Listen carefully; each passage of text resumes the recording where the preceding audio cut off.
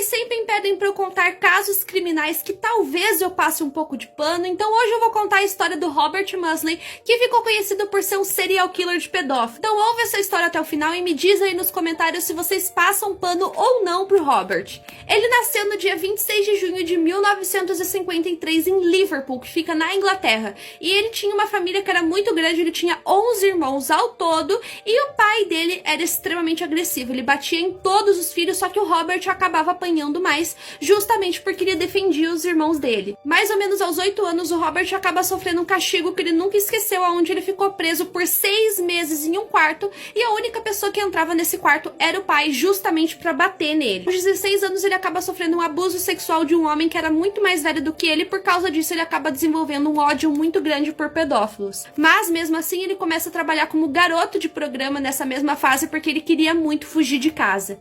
A primeira vítima do Robert foi o John Farrell, que aconteceu no dia 14 de março de 1974. Ele e o John fizeram um programa, né? O John era o cliente, e depois do programa, o John acabou mostrando uma caixa pro Robert onde havia fotos de várias garotinhas, e ele disse que ele havia abusado sexualmente de todas elas. Robert ficou simplesmente muito bravo quando ele ouviu isso, então ele espancou o John Farrell até a morte, e depois ele confessou o crime pra polícia.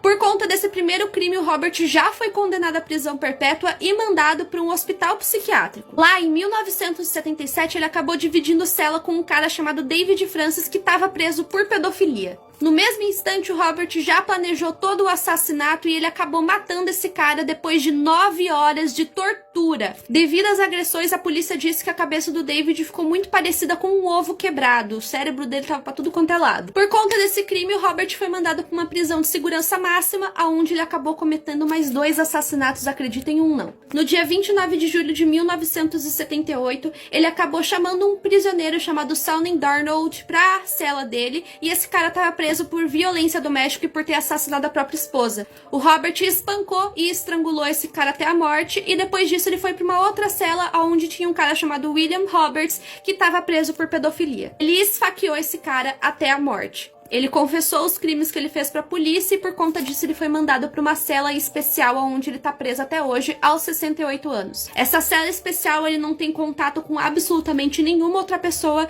e ele diz que ele fica muito triste por ficar nessa cela porque lembra muito aquele castigo que ele sofreu na infância, e que também por ele estar nessa cela, ele acaba tendo um atraso na fala, ele não consegue conversar porque ninguém conversa com ele. Imagina só encontrar essa foto aqui na sua galeria e descobrir que um suposto fantasma estava cuidando do seu filho. Há alguns anos atrás, essa moça ganhou um celular de presente. Ela era mãe solo, trabalhava o dia inteiro e no final do dia, ela e o seu único filho voltavam para casa. E o filho dela via esse telefone como um brinquedo, né? E nesse dia em questão, ele perguntou se não podia brincar e ela disse que sim, contanto que ele não ligasse nem enviasse mensagens para outras pessoas, né? Então ele pegou o telefone e foi para o quarto brincar. Quando foi por volta das 11h20 da noite, a mãe dele decidiu subir até o quarto porque já era hora de pôr o menino para dormir. Só que na hora que ela chegou no quarto, gente, o filho dela já estava dormindo. Então ela decidiu ver no que o menino ficou mexendo ali no telefone, o que ele fez. E aí ela viu que ele tinha trocado o plano de fundo, ele também mudou o toque da chamada. E aí, gente, ela decidiu ir na galeria das fotos do telefone. Só, gente, que ela tomou um baita susto quando ela viu essa foto do filho dela dormindo em segundo plano e esse negócio na frente parecendo o rosto de um boneco.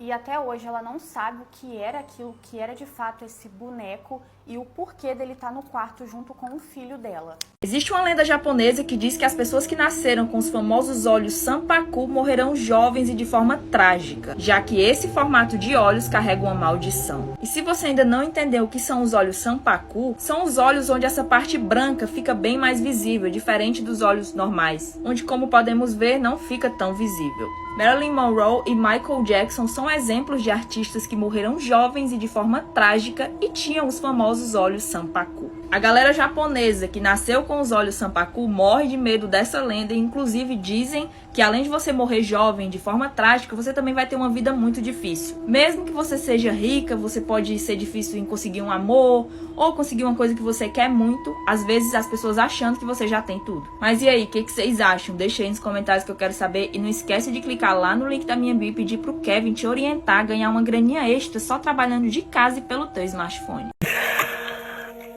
He then took. Essa aqui é a Mary Vincent. Em 1978, ela decidiu que ela iria para o sul do país para correr atrás dos sonhos dela. Só que ela fez isso fugindo de casa. Ela foi procurar uma carona que pudesse levar ela até Los Angeles para ela se tornar uma dançarina super famosa, que era o que ela queria de verdade. Foi aí que ela conheceu o Lawrence. Ele ofereceu a carona para ela rapidamente aceitou e logo depois de entrar no carro, ela já ficou completamente à vontade com ele, começou a cochilar. Acontece que em certo momento da viagem, quando a Mary acordou, ela viu que eles não estavam indo pro caminho que eles tinham que ir. E aí ela perguntou pro Lawrence e ele falou que não, que estava tudo bem, que era só um atalho, para ela ficar tranquila. Foi aí que ele resolveu parar em um posto de gasolina para eles tomarem uma água, irem no banheiro, e ela ficou muito preocupada, com muito medo, e resolveu colocar o tênis para ficar mais fácil de fugir se alguma coisa acontecesse. Só que nem dá tempo dela fazer nada, porque nesse momento o Lawrence aparece do nada e simplesmente bate com uma marreta na cabeça dela. Quando a Mary acorda de novo, ela tá na parte de trás da van, completamente presa, e o Lawrence passa a noite inteira dela. E aí quando ela pensa que tudo vai acabar e vai ficar tudo bem, ele vai soltar ela, não. O Lawrence simplesmente aparece e corta os 2 braços da Mary.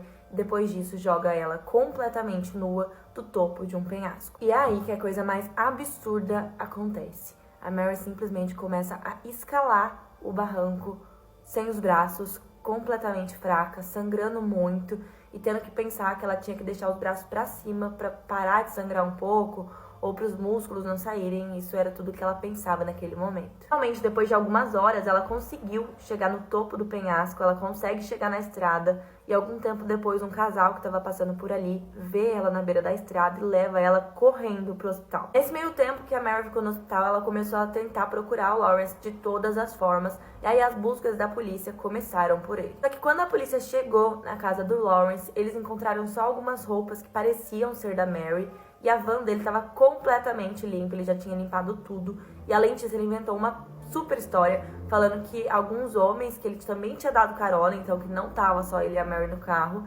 esses homens tinham pagado a Mary para fazer algumas coisas ali com eles e que ele não teria participado de nada, inventou tudo. Obviamente, a polícia não acreditou em nada do que ele falou e aí o Lawrence acabou sendo preso. Só que ele foi condenado a só 14 anos de prisão e ele saiu em 7 anos por bom comportamento. E foi aí que, algum tempo depois, um pintor olhou para a casa da frente da que ele estava pintando e ele simplesmente viu um homem esfaqueando uma mulher. Esse homem era o Lawrence e ele estava esfaqueando a mulher que ele deveria supostamente pagar por ter saído com ele. O pintor descreveu a cena como horripilante, que mesmo de longe ele conseguia ouvir o barulho dos ossos da mulher sendo quebrados. Dessa vez, o Lawrence foi condenado à morte, só que ele acabou falecendo por outras causas em 2001.